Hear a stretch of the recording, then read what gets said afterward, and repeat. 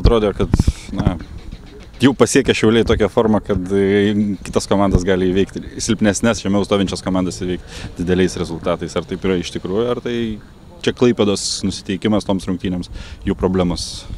Nežinau, turbūt mes tai prieš paskutinės varžybas dar kaip ir tikslą turėjom.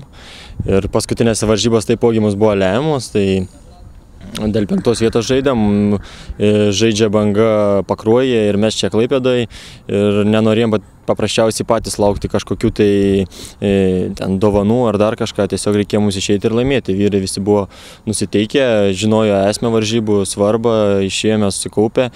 Gerai, kad įmušome greitą įvartį, tuo pasiekoje įmušom 2 ir 3 ir po to dar galėjome daug įmušti. Ant pabaigos, kaip sakoma, visą laiką sezono, kai komanda pasikeičia, galbūt netgi 70% ateina šioks toks susižaidimas, geri rezultatai, aišku, turbūt ir žiūrovus tenkina, ir sirgalius, ir jo labiau trenerius, o mus tai taipogi džiugina tokie rezultatai dabar. Šie metai Šiauliams tikriausiai buvo ypatingi, pirmą kartą žaista Europos taurėse.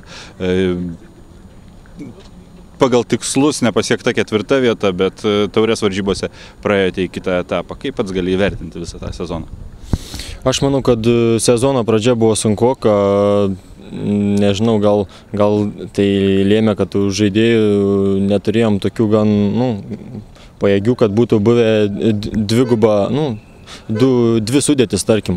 Dabar yra tiek žaidėjų, kad, tarkim, gali ir tie žaisti, ir treneris gali vienom varžybom vienus išleisti, kitose varžybose kitus išleisti. Tuo pasiekoje treniruotėse atsiranda konkurencija didesnė, tobulėjimas komandoje ir tuo pasiekoje ateina geresni rezultatai. O taurėje tai manau, buvome nusipelnę, labiau norėjom, labiau stengiamės, jo labiau Sūduva šiais metais mūsų kitaip ir nenugalėjo, 2 varžybos lygiom sužaidėm, 2 laimėjom, taip kad matyt komanda po biškį auga, kaip sakoma, į viršų eina, tai reiškia gerai. Vaidai, jeigu ši komanda, kokia yra dabar, būtų pradėjusi rungtyniauti nuo sezono pradžios, sunku kalbėti, jeigu būtų, bet medalys dabar tikriausiai puoštumėtės.